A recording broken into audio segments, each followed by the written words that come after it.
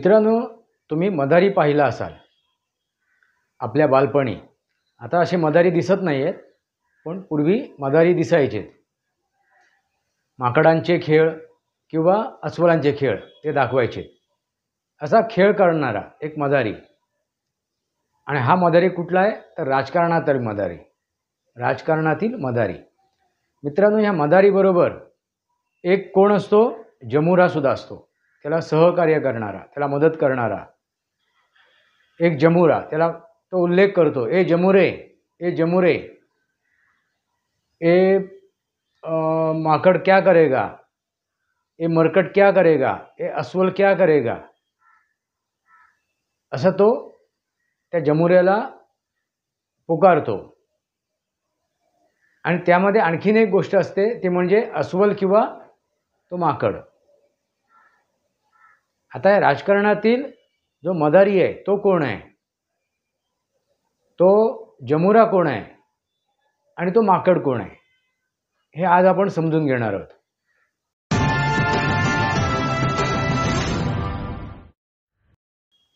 नमस्कार मित्रांनो, वास्तवावर बोलू काहीतरी या शृंखलेमध्ये पुन्हा एकदा आपलं स्वागत. मी आपला मित्र राजेश वासंती सावाजी केळुसकर. मित्रांनो, सध्या लोकसभेची निवडणुकीची रणधुमाळी उठलेली आहे. आपापल्या परीने प्रत्येकजण, प्रत्येक पक्ष, प्रत्येक नेता काय करतोय, प्रचार सभा घेतोय, प्रचार दौरे करतोय. मित्रांनो, ह्या सर्व प्रचार दौऱ्यामध्ये तुम्हाला एक मरकट लीला पण पाहायला मिळेल. मरकट लीला. ती मरकट लीला कोण करतोय, ही माकड चेष्टा कोण करतोय, हा माकडाचा खेळ कोणी मांडलेला आहे, हे आपल्याला समजून घ्यायचं आहे. पण त्या अगोदर तो माकडाचा खेळ कोणी आणलेला आहे, कोणाच्या हातात ती सूत्र आहेत, कोणाच्या हातात त्याची दोरी आहे त्या माकडाची, हे समजून घेणं गरजेचं आहे. कारण मदाराशिवाय माकडाचा खेळ कोणी नाही करणार. मग मदारी कोण आहे हे समजून घेणं गरजेचं आहे. मग आपण पुढे जाऊया, पुढे समजून घेऊया तो माकड कोण आहे. मित्रांनो, महाराष्ट्राच्या राजकारणात एकच तुम्हाला मदारी दिसलं असेल आजपर्यंत. तो मदारी कोण आहे तर शरदचंद्रजी पवार. शरदचंद्रजी पवार यांनी फक्त मदाऱ्यासारखंच एखादा मदारी खेळ करतो, एखाद्या प्राण्याला घेऊन खेळ करतो, असा मदारी आणि आपला उदरनिर्वाह करतो, आपलं दुकान चालवतो, त्याच्यातून तो पैसे कमवतो, बऱ्याचशा गोष्टी करतो तो त्या खेळातून. मित्रांनो, असा मदारी. पण इथे काय आहे, राजकारण. इथे मंच कुठला आहे तर राजकारणाचा मंच आहे. आणि राजकारणाच्या मंचावरती एक मदारी आपला खेळ मांडत आलेला आहे. आजपर्यंत बऱ्याच जणांबरोबर त्यांनी खेळ केलेला आहे. शरदचंद्रजी पवार. मित्रांनो, त्यांचा जर राजकीय प्रवास तुम्ही बघाल, राजकीय प्रवास बघाल, राजकीय जीवन बघाल, तर तुम्हाला एक मदाऱ्याचंच जीवन त्यांनी जगलं असं दिसून येईल. तो डमरू वाजवून डुम डुम डुम डुम डुम वाजवून एखाद्या सर्पाचं, एखाद्या नागाचं, एखाद्या अस्वलाचं, एखाद्या माकडाचं खेळ त्यांनी केलेला आहे. असे तुम्ही मदारी पाहिले असतील. पण इथे मदारी कोण आहे ते एक राजकारणी आहे, एक नेता आहे. तो नेता कोण आहे, शरदचंद्रजी पवार. आणि मित्रांनो, त्यांनी बऱ्याच जणांना नाचवलं. आणि हे नाचवताना त्यांनी कोणाला तरी एक जमुरा बनवलेला आहे. कारण कोणतरी सहकार्य हवाच, मदतनीस हवाच. त्याशिवाय तो एकटा तो खेळ रंगवू शकत नाही. प्रत्येक खेळामध्ये त्याला कोणतरी मदतनीस हवा. आणि त्यांनी प्रत्येक वेळी एक मदतनीस ठेवला आणि कोणाला तरी नाचवलं. त्यांनी माकडाचा खेळ रचला. माकडाचा खेळ, मरकट लीला, माकडाच्या कोलांट्या उड्या, हा खेळ करून त्यांनी दाखवला उभ्या महाराष्ट्रामध्ये. मित्रांनो, आणि त्यांनी बऱ्याच जणांचे असे माकड बनवून त्यांचं राजकीय आयुष्य काय केलं, नेस्तानाबूत केलं. बऱ्याच जणांचे आयुष्य काय झाले, नेस्तानाबूत झाले राजकारणातून. राजकीय भवितव्य त्यांचं संपुष्टात आलं. असे हे शरदचंद्रजी पवार. मित्रांनो, जसं महाभारतामध्ये त्या शकुनी मामाने मदाराचा खेळ केला आणि त्या खेळामध्ये तो दुर्योधन, दुःशासन, त्याचे कोण भाचेच बळी पडलेत. या खेळामध्ये त्याचे भाचेच बळी पडले. पण इथे काय आहे, त्याने आप्तांसाठी, आपल्या कुटुंबासाठी, स्वतःसाठी, इतरांशी खेळ केला आणि ज्यांच्यावर त्याने खेळ केला त्यांचा राजकीय भवितव्य त्यांनी काय केलं, संपुष्टात आणलं. हा आजपर्यंतचा इतिहास आहे.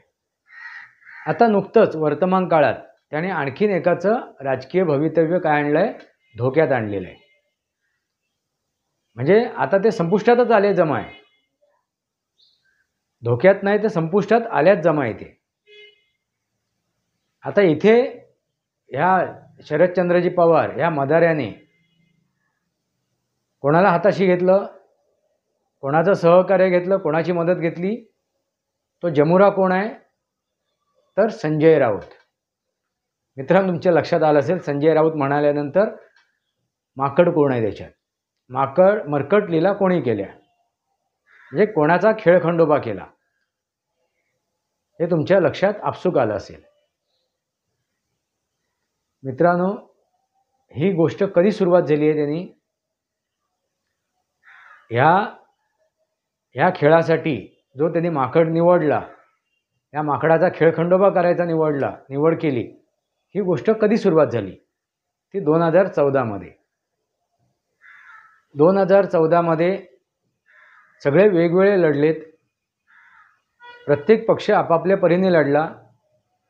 त्यावेळी हे उद्धव ठाकरे शिवसेनेचे सर्वेसर्वा त्यावेळीचे काय म्हणाले होते की भाजपाने आम्हाला लुटलं, मारलं, खाल्लं, गिळंकृत केलं, आमची इतकी वर्ष फुकट गेली, 25 वर्षे वाया गेली त्यांच्यासोबत, याच्या पुढे आम्ही भाजपशी हातमिळवणी करणार नाही. अगदी लाखोली वाहिली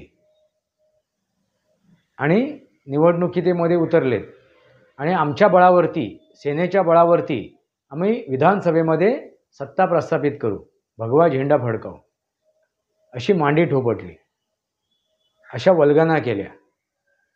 मित्रांनो, त्या निवडणुकीमध्ये काय घडलं तर सर्वात मोठा पक्ष म्हणून भारतीय जनता पार्टीला लोकांनी मान्यता दिली, निवडून आणलं. मग देवेंद्र फडणवीस हे त्याचे मुख्यमंत्री बनलेत. देवेंद्र फडणवीस यांना हातात ही धुरा दिली गेली. देवेंद्र फडणवीस यांनी सरकार स्थापन केलं. त्यावेळी या मदार्यांनी काय केलं,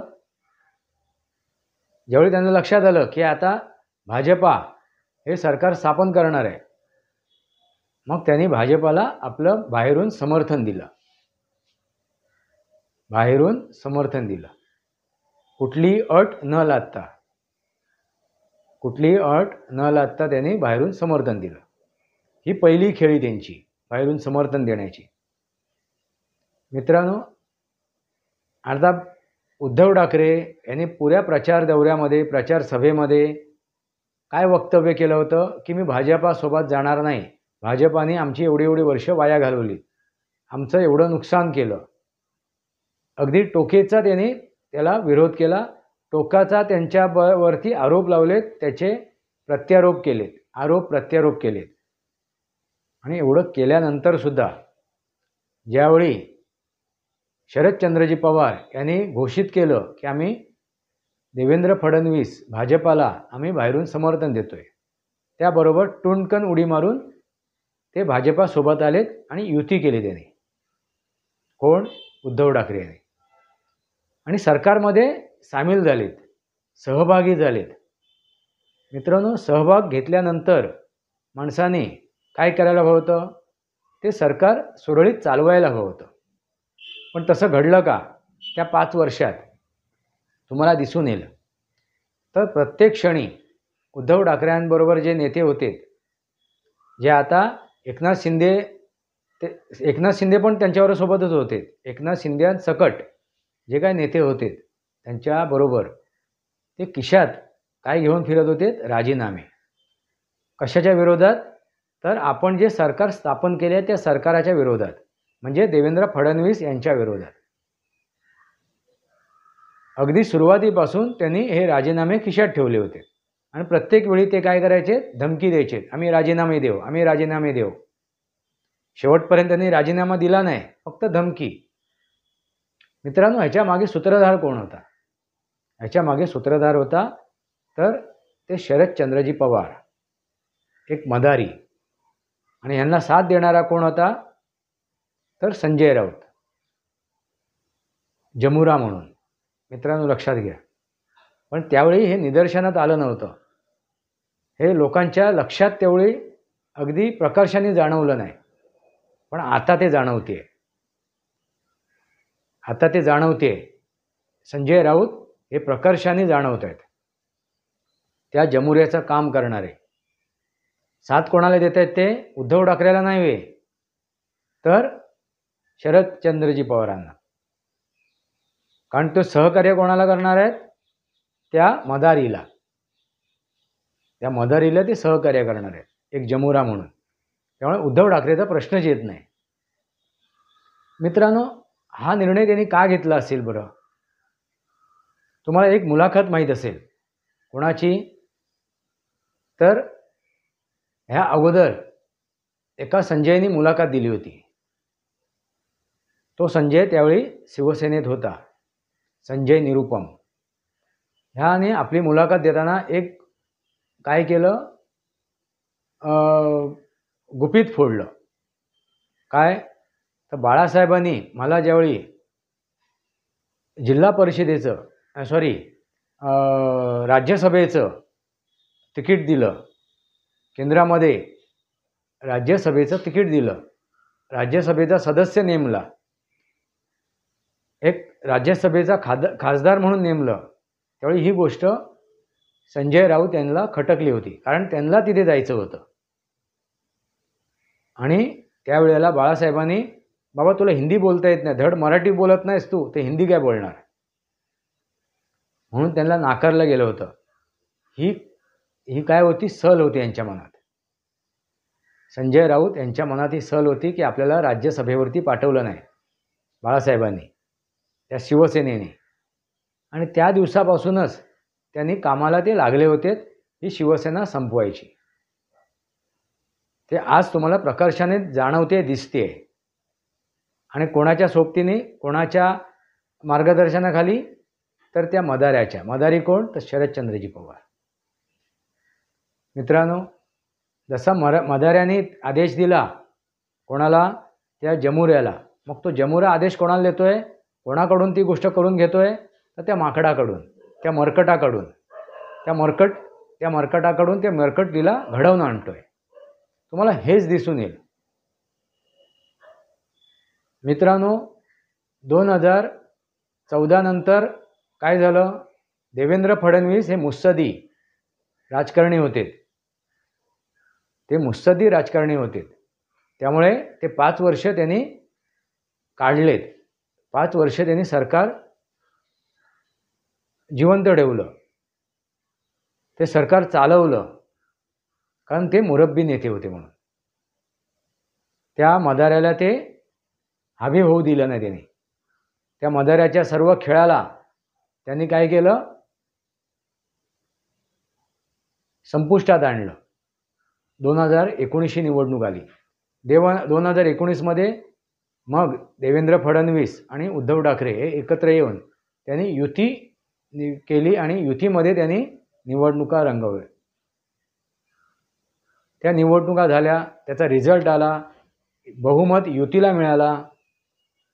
उद्धव ठाकरेंच्या मनात होतं कधीपासून? तर बाळासाहेब हयात असतानापासून मुख्यमंत्री होण्याचा.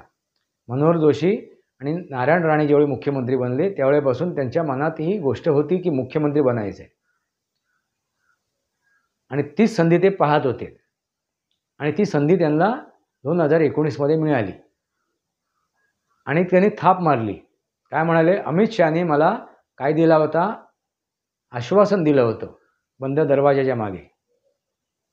2.5 वर्ष शिवसेनेचा मुख्यमंत्री, 2.5 वर्ष भाजपाचा मुख्यमंत्री. एक थाप मारली, लोणकडी थाप. मित्रांनो, जर ठरलं होतं तुमचं तर प्रचार सभेमध्ये, त्या 2019च्या निवडणुकीच्या प्रचार सभेमध्ये, प्रचार दौऱ्यामध्ये तुम्ही त्याचा उल्लेख कुठेच नाही केला. या उलट देवेंद्र फडणवीस प्रत्येक मंचावरती काय बोलायचे, मी पुन्हा येईन, मी पुन्हा येईन, आणि माझ्या नेतृत्वाखालीच हे पक्ष, हे सरकार स्थापन होणार आहे. हे ज्यावेळी देवेंद्र फडणवीस बोलत होते, मग त्यांना विरोध का नाही केला? मित्रांनो, कारण ही लोणकडी थाप होती.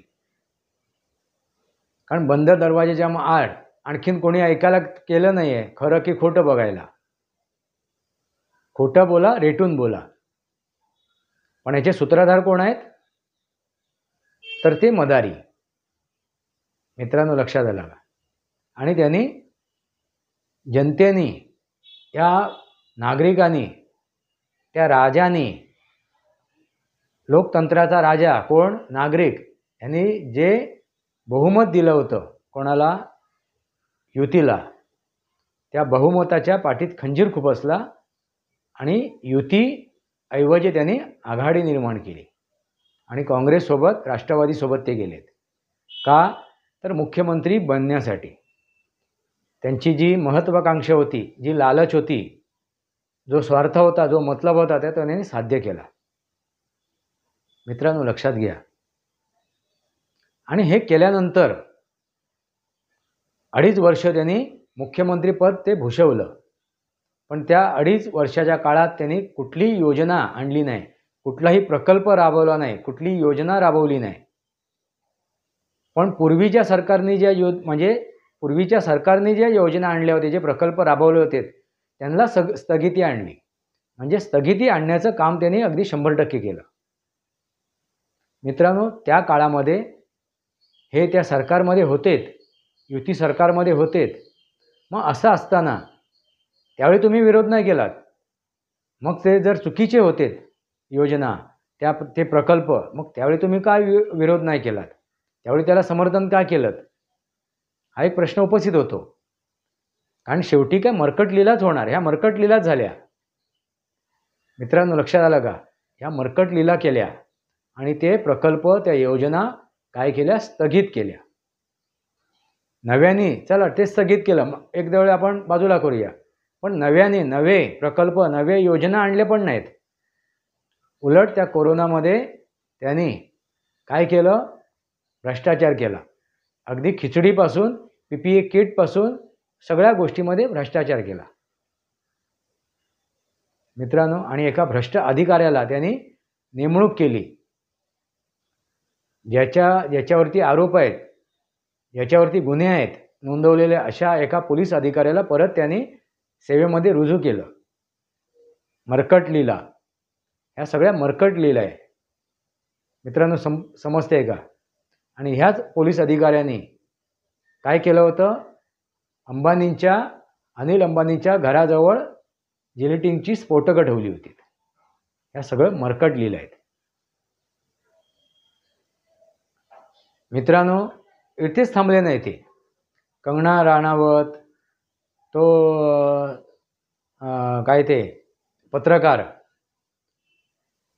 त्या पत्रकारांच्या विरोधात सुद्धा त्यांनी कुभांड रचलं. मर्कट लीला. तिकडे त्या पालघरमध्ये त्या संन्यासांची हत्या झाली, त्यावेळी हे गप्प बसलेत. एका अतिरेक्याच्या थडग्याची सुशोभीकरण होत होतं, त्यावेळी हे गप्प राहिलेत, मर्कट लीला करत राहिलेत. ह्याचे सूत्रधार कोण आहेत? तर मदारी कोण आहे? तर शरदचंद्रजी पवार. मित्रांनो, हे मुख्यमंत्री होते, सेनेचे मुख्यमंत्री, सेना या पक्षाचे, या संघटनेचे. मग असं असताना त्यांनी आमदार निधी जी मिळवली होती, या आमदार निधीचं वाटप झाला, त्याचा जास्त वाटा राष्ट्रवादीकडे कसा काय गेला? राष्ट्रवादीकडे कसा काय गेला? कसा जाऊ दिला? राष्ट्रवादीच्या आमदारांना जास्त निधी जास्त प्रमाणात निधी कशी मिळाली, त्यांचा वाटा मोठा कसा झाला. दुसरा नंबर होता काँग्रेसचा. दुसरा मोठा वाटा कोणाचा, काँग्रेसचा. आणि उरलेला वाटा हा सेनेच्या पदरात पडला. मग मला मित्रांनो सांगा, ते आमदार गप्प राहतील का? ह्या मरकट लीला बघत गप्प राहतील का? त्यांचं नुकसान व्हायला लागलं ना. त्यांना परत निवडणुकीला सामोरं जायचं आहे. आणि त्यांनी शेवटी ती संघटना फोडली. ते वेगळे झालेत, संघटना घेऊन गेले, नाव घेऊन गेले, ते चिन्ह घेऊन गेलेत, सगळं घेऊन गेले. हे भाग कोणी पाडलं? ह्या मरकट लीलेमुळे. या मरकट लीला ज्या केल्या त्याच्यामुळे हे त्यांना करणं हे भाग पडलं. यांचे सूत्रधार कोण आहेत? तर ते मदारी. आणि याचा जमुरा कोण आहे? तर संजय राऊत. संजय राऊतचं जे वक्तव्य आहेत, जे भाष्य आहे, त्यांच्या मुलाखती आहेत, ते जर तुम्ही बघाल तर ताळमेळ सोडून अवाच्य भाषेत, निंदनीय भाषेत, बेलगाम बेछूट हे सगळे वक्तव्य शिवागाळ करत अगदी 2.5 वर्षाच्या त्या राजकीय काळामध्ये सुद्धा, ज्यावेळी ते मुख्यमंत्री होते त्यावेळी सुद्धा त्यांनी जे काय खेळ केलेत, त्या मदाऱ्याच्या सांगण्यानुसार, कोणी? त्या जमुऱ्याने, त्या संजय राऊतने, ते आज उद्धव ठाकरेंना भारी पडत आहेत. उद्धव ठाकरेंच्या ह्या मरकट लीला आज त्यांना भारी पडत आहेत. आज त्यांना कुठे घेऊन गेले? ते आपलं राजकीय भवितव्य संपुष्टाकडे येण्याच्या स्थितीपर्यंत ते पोचले. ह्या मदाऱ्याची सुद्धा राजकीय भवितव्य संपून टाकलं देवेंद्र फडणवीस यांनी. पण त्या अगोदर या मदाऱ्यामुळे उद्धव ठाकरे यांचं राजकीय भवितव्य धोक्यात आलं होतं आणि आज संपुष्टात आलेलं आहे या मदाऱ्यामुळे आणि त्यांच्या जमुऱ्यामुळे. जमुरा माकड, हा माकड चोर बोलेल का? हा बोलेल. 350 खोके एकदम ओके बोलेल का? हा बोलेल. 50 खोके एकदम ओके. चोर, माझा बाप चोरला, माझा पक्ष चोरलं, माझं चिन्ह चोरलं, हे सगळी स्क्रिप्ट आहे, हे सगळं विषय आहेत. हे त्यांच्या मुखात देणारा कोण आहे? तर तो मदारी. आणि त्या मदाऱ्याला सहकार्य करणार आहे तो म्हणजे जमुरा. कारण मित्रांनो, ज्यावेळी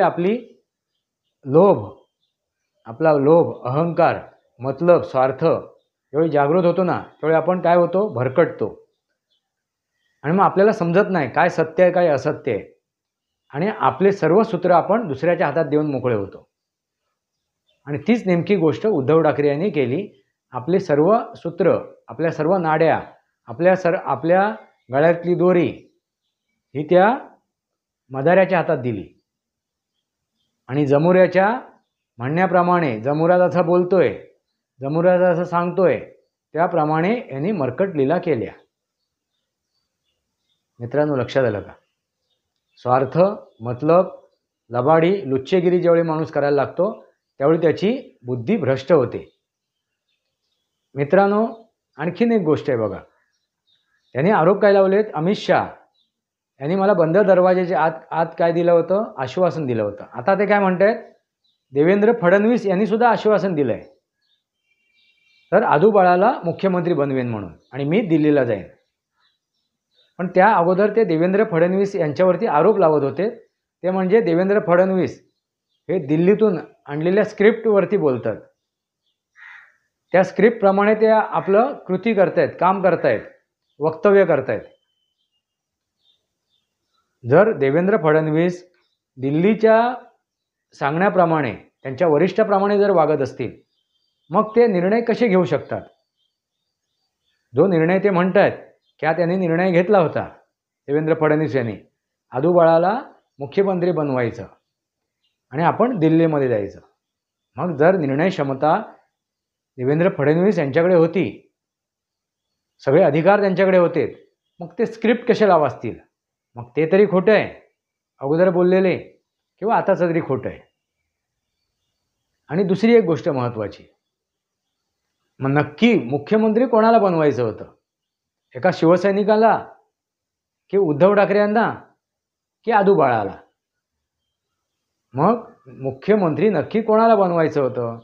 ही शिवसेना प्रमुख बाळासाहेब ठाकरे, हिंदू हृदय सम्राट बाळासाहेब ठाकरे यांची जी इच्छा होती ती पूर्ण करण्यासाठी, ती काय होती इच्छा? तर एका शिवसैनिकाला मुख्यमंत्री बनवा. नक्की शिवसैनिक, की उद्धव ठाकरे, की आदू बाळ? नक्की काय इच्छा होती? मित्रांनो लक्षात घ्या. आणि ह्याच मर्कट लीलेमध्ये उद्धव ठाकरे यांनी आपल्या वडिलांच्या पुढे जी ब्रीद लागले होते, जे त्यांना एक पदवी दिली गेली होती, जी त्यांना उपाधी मिळाली होती हिंदू हृदय सम्राट, हिंदू हृदय सम्राट, ही सुद्धा काढून घेतली त्याने. आणि काय ठेवलं? फक्त हृदय सम्राट. कोणाचा हृदय? या मर्कट लीलेमध्ये त्याने ही पण गोष्ट केली. उर्दूमध्ये त्याने कॅलेंडर छापलीत या मर्कट लीलेमध्ये. जनाबे बालासाहेब हे सुद्धा ते लिहून मोकळे झालेत. जनाबे बालासाहेब एका अतिरेक्याच्या थडग्यावरती सुशोभीकरणासाठी सुद्धा मदत केली असं समजा.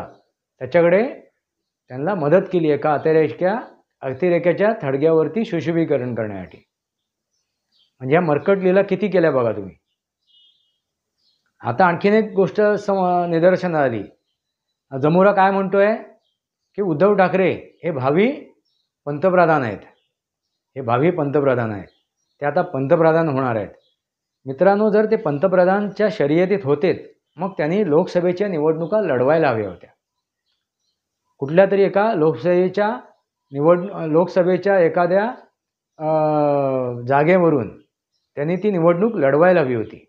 त्या मतदारसंघातून ती निवडणूक लढवायला हवी होती. आता त्यांच्याकडे तर 21 लोकसभेचे मतदारसंघ आहेत.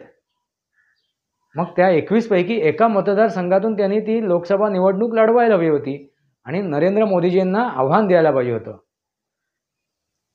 मित्रांनो बघा, एवढी मोठी छाती, कळलं का? आव्हान देत आहेत. मर्द असाल तर असा मर्द, अशा मर्दानी कुठल्याही लोकसभेमध्ये काय घेतली नाही, भाग घेतला नाही, लोकसभेची निवडणूक लढवली नाही आणि पंतप्रधान बनायला चालले आहेत असं कोण म्हणतायत? जमुरा. आणि हे मान्य सुद्धा केलं उद्धव ठाकरे यांनी. हां, मी भावी पंतप्रधान. आणखीन एक मला शंका निर्माण झाली मित्रांनो या मर्कट लीलेमुळे, की इंडिया आघाडीने त्यांच्यामधील जे घटक दल आहेत, जे सदस्य आहेत, त्यांनी मान्य केलं का? त्यांनी बंद दरवाजाच्या आत उद्धव ठाकरे यांना पंतप्रधान म्हणून मान्यता दिली का? कदाचित दिली पण असेल बंद दरवाजा आत या इंडिया अलायन्सने, जे त्यांच्यासोबत जे आहेत घटक दल. असं तरी आता मला वाटायला लागलं, कारण मुख्यमंत्री बनण्यासाठी त्यांना आश्वासन मिळालं होतं, पण ते आश्वासन एका मदाऱ्याने पूर्ण केलं. मग हे आश्वासन आता कोण पूर्ण करणार? पंतप्रधान पदाचं आश्वासन कोण पूर्ण करणार? लक्षात आलं का मित्रांनो? मदारी कोण आहे? शरदचंद्रजी पवार. जमुरा कोण आहे? तर संजय राऊत. आणि मर्कट लीला कोण करतोय? आता सर्वश्रुत झालेलं आहे. बऱ्याचशा गोष्टी आहेत मित्रांनो मर्कट लीलेच्या. आता तर त्यांनी एका प्रचार सभेमध्ये भाजपा पक्ष नाही म्हणाले, ते काय म्हणाले? भाडखाऊ पक्ष, भाडखाऊ पार्टी, भाडखाऊ पक्ष. म्हणजे तुम्ही विचार करा, म्हणजे अगदी ते शिवराळ भाषेवरती आले. एका मुख्यमंत्र्यापदाचा त्यांनी काय केलं होतं? ते पद निभावलं होतं, त्या पदावर ते आरूढ झाले होते. पण आज ते त्यांच्या पुढे माजी मुख्यमंत्री म्हणून लागते. त्या माजी मुख्यमंत्र्याची सुद्धा त्यांनी इज्जत ठेवली नाही, त्याची गरिमा ठेवली नाही, त्याचं महत्त्व त्यांनी ठेवलं नाही, ते बाळगलं नाही, त्याची इज्जतसुद्धा ते चव्हाट्यावर आणायला लागलेत. अशी वक्तव्य करून एक मुख्यमंत्री पदाचा पद त्यांनी भूषवलेली व्यक्ती अशी शिवराळ गलिच्छ खालच्या टोकाची भाषा जे वापरून भाषणं ठोकतायत, जे काय विचार मांडतायत, त्यावरून हे सगळे मर्कट लीला समजले जात आहेत. या सगळं मर्कट लीला सुरू आहेत. कारण त्यांच्या हातात सूत्र नाही आहेत. ते कोणाच्या तरी आदेशावरून. सूत्रधार कोण आहे तर तो मदारी, आणि सहाय्यक कोण आहे तर तो जमुरा. मदारी कोण आहे तर शरद पवार, आणि जमुरा कोण आहे संजय राऊत, आणि मर्कट कोण आहे हे सर्वश्रुत आहे. आता तुम्हीच उत्तर द्या, मर्कट कोण आहे? तुम्हीच उत्तर द्या. मित्रांनो, तुमच्याकडून माझी अपेक्षा आहे की ह्या माझ्या व्हिडिओचं विश्लेषण मी जे केलं आहे, राजकीय विश्लेषण जे केलं आहे, त्याबद्दल तुमचं मत काय आहे ते मत तुम्ही कमेंट बॉक्समध्ये लिहा, मांडा. वास्तवावर बोलू काहीतरी या शृंखलेला सबस्क्राईब करा, बेल आयकॉन दाबा. माझे विचार पडत असेल लाईक करा. आपले विचार कमेंट बॉक्समध्ये लिहा. तुर्तास इतकंच. भारत माता की जय.